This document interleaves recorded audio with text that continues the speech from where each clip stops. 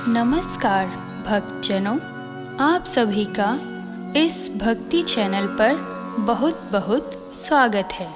कथा प्रारंभ करने से पूर्व आप सभी से निवेदन है कि आप इस भक्ति भरे चैनल को सब्सक्राइब करें तथा बेल आइकन को अवश्य प्रेस करें।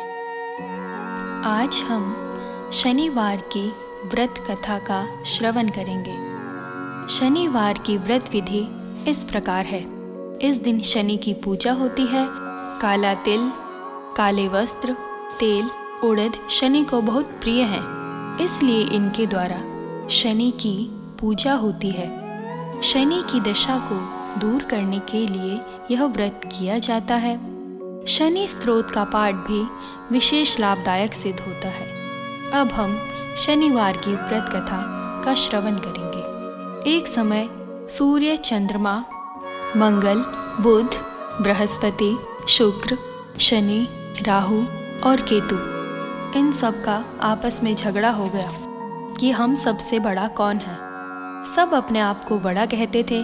जब आपस में कोई हल न निकला तो सब के सब आपस में झगड़ते हुए इंद्र के पास गए और कहने लगे कि आप देवताओं के राजा हो, इसलिए आप हमारा न्याय करके बतलाओ कि हम नवों ग्रहों में सबसे बड़ा कौन है। राजा इंद्र इनका प्रश्न सुनकर घबरा गए और कहने लगे कि मुझ में यह सामर्थ्य नहीं है कि जो किसी को छोटा या बड़ा बतलाऊं। मैं अपने मुख से कुछ नहीं कह सकता हूँ। हाँ, एक उपाय हो सकता है। इस समय पृथ्वी पर राजा विक्रमादित्य दूसरों के दुखों का निवारण करने वाला है, इसलिए तुम सब मिलकर उन्हीं के पास जाओ, वही तुम्हारे दुखों का निवारण करेंगे। ऐसा सुनकर सभी ग्रह देवता चलकर भूलोक में राजा विक्रमादित्य की सभा में जाकर उपस्थित हुए और अपना प्रश्न राजा के सामने रखा। राजा उनकी बात सुनकर बड़ी चिंता में पड़ गए कि अपने मुख से किसको बड़ा और किसे छोटा बताऊं। जिसको छोटा बताऊंगा वह क्रोध करेगा, परंतु उनका झगड़ा निपटाने के लिए एक उपाय सोचा। सोना, चांदी, कांसा, पीतल, सीसा, टांगा, जस्ता, अभ्रक और लोहा 9 धातुओं के 9 आसन बनवाए। सब आसनों को क्रम से, जैसे सोना सबसे पहले और लोहा सबसे पीछे बिछाए। इसके पश्चात राजा ने सब ग्रहों से कहा कि आप सब अपने अपने आसनों पर बैठिए। जिसका आसन सबसे आगे है वह सबसे बड़ा और जिसका आसन सबसे पीछे है वह सबसे छोटा। क्योंकि लोहा सबसे पीछे था और वह शनिदेव का आसन था, इसलिए शनिदेव ने समझ लिया कि राजा ने मुझको सबसे छोटा बना दिया है। इस पर शनि को बहुत क्रोध आया और कहा कि राजा, तू मेरे पराक्रम को नहीं जानता। सूर्य एक राशि पर 1 महीना, चंद्रमा 2.25 महीना 2 दिन, मंगल 1.5 महीना, बृहस्पति 13 महीने, बुध और शुक्र 1 महीने, परंतु मैं एक राशि पर 2.5 अथवा 7.5 साल तक रहता हूँ। बड़े बड़े देवताओं को भी मैंने भीषण दुख दिए। राम जी को 7.5 आई और वनवास हो गया, और रावण पर आई तो राम और लक्ष्मण ने सेना लेकर लंका पर चढ़ाई कर दी, रावण कुल का नाश कर दिया। हे राजा, अब तुम सावधान रहना। राजा कहने लगा, जो कुछ होगा भाग्य में देखा जाएगा। उसके बाद अन्य ग्रह तो प्रसन्नता के साथ चले गए, परंतु शनिदेव बड़े क्रोध के साथ वहां से सिधारे।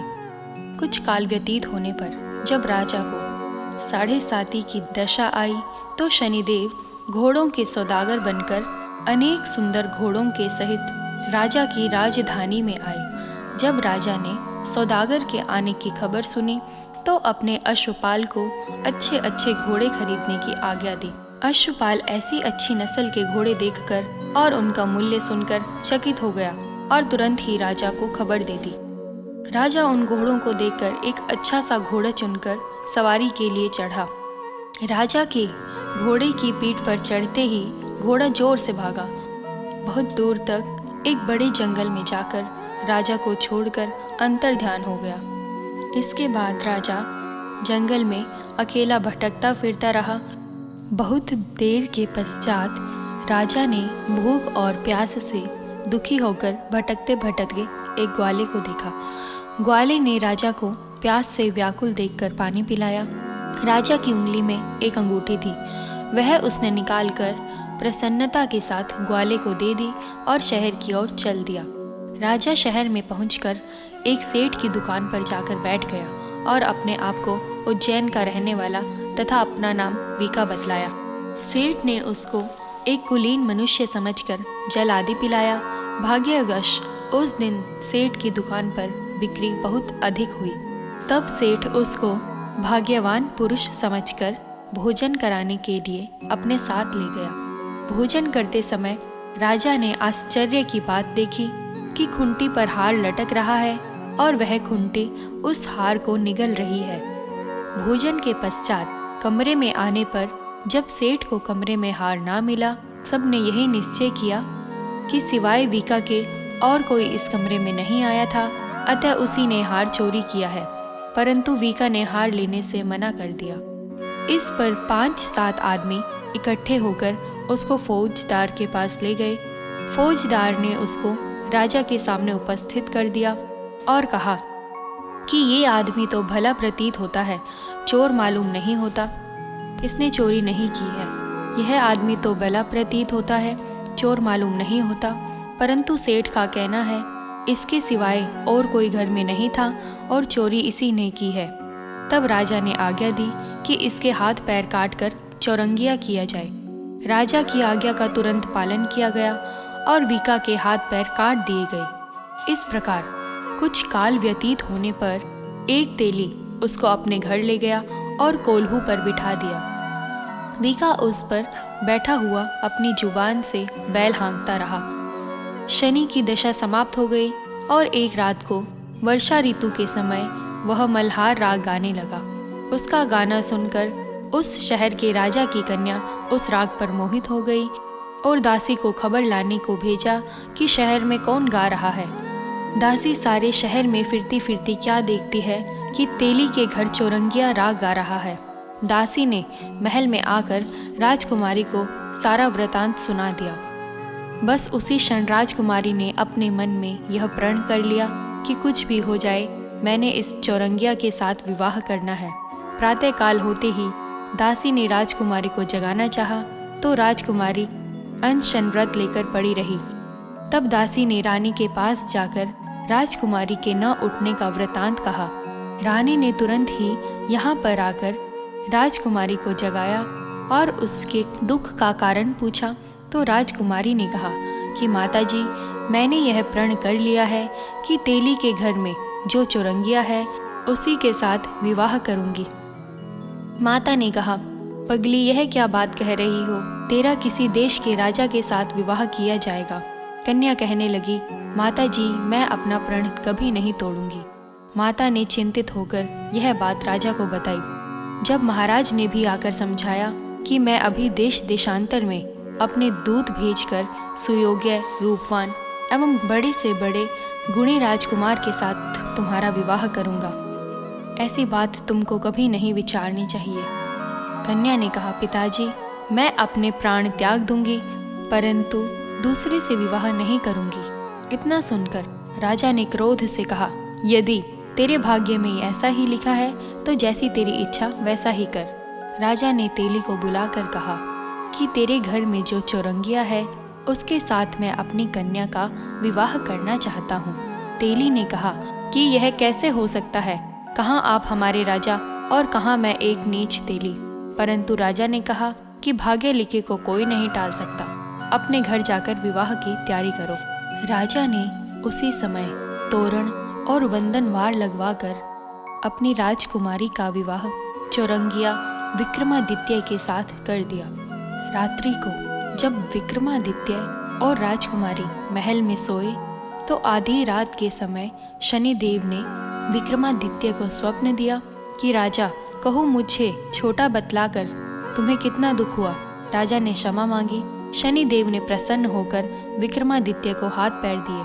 तब राजा ने कहा, महाराज, मेरी प्रार्थना स्वीकार करें कि जैसा दुख आपने मुझे सौंप दिया है ऐसा और किसी को ना दें। शनिदेव ने कहा कि तुम्हारी यह प्रार्थना मुझे स्वीकार है। जो मनुष्य मेरी कथा सुनेगा या कहेगा उसको मेरी दशा में कभी किसी प्रकार का दुख नहीं होगा, और जो नित्य ही मेरा ध्यान करेगा या चींटियों को आटा डालेगा उसके सब मनोरथ पूर्ण होंगे। इतना कहकर शनिदेव अपने धाम चले गए। राजकुमारी की आंख खुली और उसने राजा के हाथ पैर देखे तो आश्चर्य को प्राप्त हुई। उसको देखकर राजा ने अपना समस्त हाल कहा कि मैं उज्जैन का राजा विक्रमादित्य हूँ। यह बात सुनकर राजकुमारी अत्यंत प्रसन्न हुई। प्रातःकाल राजकुमारी से उसकी सखियों ने पूछा तो उसने अपने पति का समस्त वृतांत कह सुनाया। तब सबने प्रसन्नता प्रकट की और कहा, ईश्वर ने आपकी मनोकामना पूर्ण कर दी है। जब उस सेठ ने यह सुना तो वह विक्रमादित्य के पास आया और राजा विक्रमादित्य के पैरों पर गिरकर क्षमा मांगने लगा कि आप पर मैंने चोरी का झूठा दोष लगाया, अतः आप मुझे जो चाहें दंड दे। राजा ने कहा, मुझ पर शनिदेव का कोप था, इसी कारण यह सब दुख मुझको प्राप्त हुए। इसमें तुम्हारा कोई दोष नहीं है, तुम अपने घर जाकर अपना कार्य करो। सेठ बोला कि मुझे तभी शांति मिलेगी जब आप मेरे घर चलकर प्रीतिपूर्वक भोजन करोगे। राजा ने कहा कि जैसी आपकी मर्जी हो वैसा ही करें। सेठ ने अपने घर जाकर अनेक प्रकार के सुंदर भोजन बनवाए और राजा विक्रमादित्य को प्रीति भोज दिया। जिस समय भोजन कर रहे थे, एक अत्यंत आश्चर्य की बात सबको दिखाई दी कि जो खूंटी पहले हार निगल गई थी वह अब हार उगल रही है। जब भोजन समाप्त हो गया तो सेठ ने हाथ जोड़कर बहुत सी मोहरें राजा को भेंट की और कहा कि मेरी श्री कंवर नामक एक कन्या है, उसका पाणी ग्रहण आप करें। इसके बाद सेठ ने अपनी कन्या का विवाह राजा के साथ कर दिया और बहुत सा दान दहेज आदि दिया। इस प्रकार कुछ दिनों तक वहाँ निवास करने के पश्चात विक्रमादित्य ने शहर के राजा से कहा कि अब मेरी उज्जैन जाने की इच्छा है। फिर कुछ दिन बाद विदा लेकर राजकुमारी मनभावनी, सेठ की कन्या श्री कंवरी तथा अनेक दास दासी, रथ और पालकियों सहित विक्रमादित्य उज्जैन की तरफ चले। जब शहर के निकट पहुँचे और पुरवासियों ने राजा के आने का संवाद सुना तो समस्त उज्जैन की प्रजा अगवानी के लिए आई। तब बड़ी प्रसन्नता से राजा अपने महल में पधारे। सारे शहर में बड़ा भारी महोत्सव मनाया गया और रात्रि को दीपमाला की गई। दूसरे दिन राजा ने शहर में यह सूचना कराई कि शनि देवता सब ग्रहों में सर्वोपरि हैं। मैंने इनको छोटा बतलाया, इसी कारण मुझको यह दुख प्राप्त हुआ। इस कारण सारे शहर में सदा शनि देव की पूजा और कथा होने लगी। राजा और प्रजा अनेक प्रकार के सुख भोगती रही। जो कोई शनिदेव की इस कथा को पढ़ता या सुनता है, शनिदेव की कृपा से उसके सब दुख दूर हो जाते हैं। शनिवार की कथा को व्रत के दिन अवश्य पढ़ना चाहिए।